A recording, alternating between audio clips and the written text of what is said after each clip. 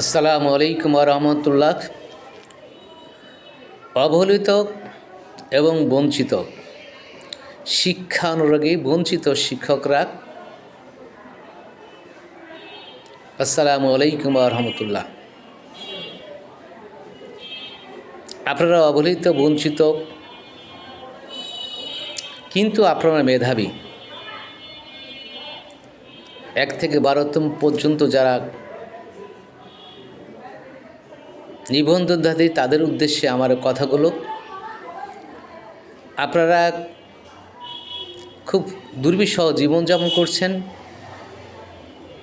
আপনারা খুব কষ্টের ভিতরে জীবনযাপন করছেন। সেটা আপনার ক্ষেত্রে যেমন, আমার ক্ষেত্রটি একই অবস্থা। আমরা বঞ্চিত, বারবার অবহেলিত, এই কথাগুলো আমরা বলছি। কিন্তু যে সকল দুর্নীতিবাজরা দুর্নীতির সাথে জড়িত, যে সকল দুর্নীতিবাজরা 60,000 জাল সনদ বিক্রি করে কোটি কোটি টাকা লোপাট করে, বাংলাদেশে আলিশান বাড়ি করে, বিদেশে কোটি কোটি টাকা পাচার করে জীবনযাপন করছে, তাদেরকে আইনের আওতায় কেন আনা হয় না? যে সকল উচ্চপদস্থ কর্মকর্তা কর্মচারী, এনটিআরসির চেয়ারম্যান এবং শিক্ষা সচিব যারা রয়েছেন, তাদের উদ্দেশ্যে আমি বলতে চাচ্ছি, আপনারা বারবার একটা জিনিস বলছেন যে 1 থেকে 12তম পর্যন্ত এদের সনদের মেয়াদ নেই।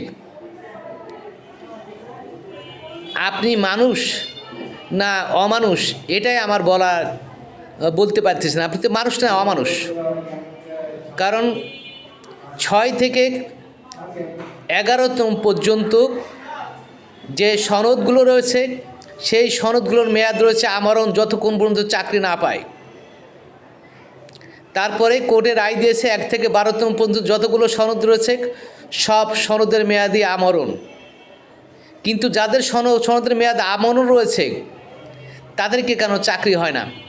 6 থেকে 11তম পর্যন্ত যারা যে সকল শিক্ষকবৃন্দ এনটিআরসির অধীনে সনদপ্রাপ্ত হয়েছে, তাদের কেন চাকরি দেওয়া হয় না?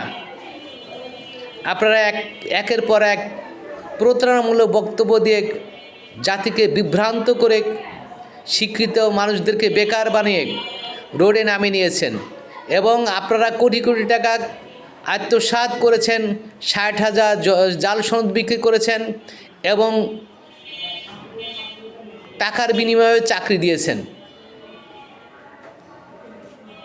এই কথাগুলো বলতে আমি এখন বাধ্য হচ্ছি, কারণ আমরা যারা বঞ্চিত, আমাদের সময় সনদের বয়সের কোনো লিমিট ছিল না, এবং কোর্ট বারবার রায় দিয়েছিল এদের বয়সের কোনো লিমিট যেহেতু নেই, সেহেতু তাদেরকে চাকরি প্রদান করা হোক। 1 থেকে 12তমের ক্ষেত্রে কোনো বয়স লিমিট প্রযোজ্য নয়। আপনারা কোনো সনদের মেয়াদ নেই। এই বাটপারি বক্তব্য, এই প্রতারণামূলক বক্তব্য আপনারা পরিহার করুন এবং 1 থেকে 12তম পর্যন্ত যারা বৈধ সনদধারী রয়েছে, তাদের চাকরির ব্যবস্থা করার জন্য আমি বিনীতভাবে অনুরোধ করছি। সংগ্রামী বঞ্চিত শিক্ষিকা মণ্ডলী, আপনারা আন্দোলন চালিয়ে যাবেন যতক্ষণ পর্যন্ত না আমাদের বৈধ সনদের চাকরি হয়। আপনারা আন্দোলন আরও বেগবান করবেন, যাতে এনটিআরসির চেয়ারম্যান এবং উচ্চপদস্থ কোনো কর্মকর্তা এনটিআরসিতে প্রবেশ করতে না পারে।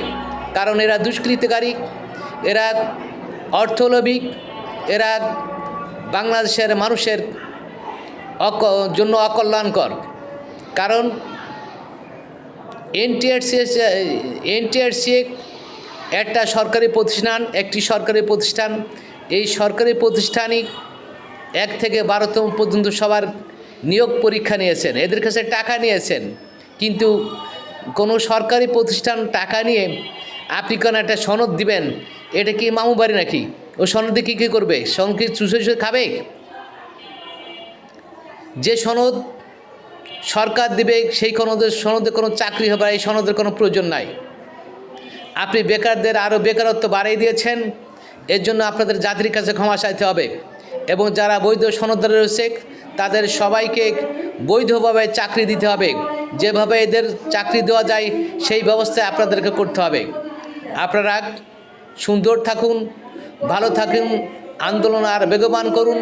যতক্ষণ পর্যন্ত আপনাদের চাকরি, বৈধ সনদে চাকরি না হবে, যতক্ষণ পর্যন্ত আপনারা আপনার অধিকার ফিরে না পাবেন, যতক্ষণ পর্যন্ত না আপনার বৈধ দাবি সরকার মেনে না নেয়, ততক্ষণ পর্যন্ত আন্দোলন চালিয়ে যাবেন, এটাই আমি আশাবাদ ব্যক্ত করি।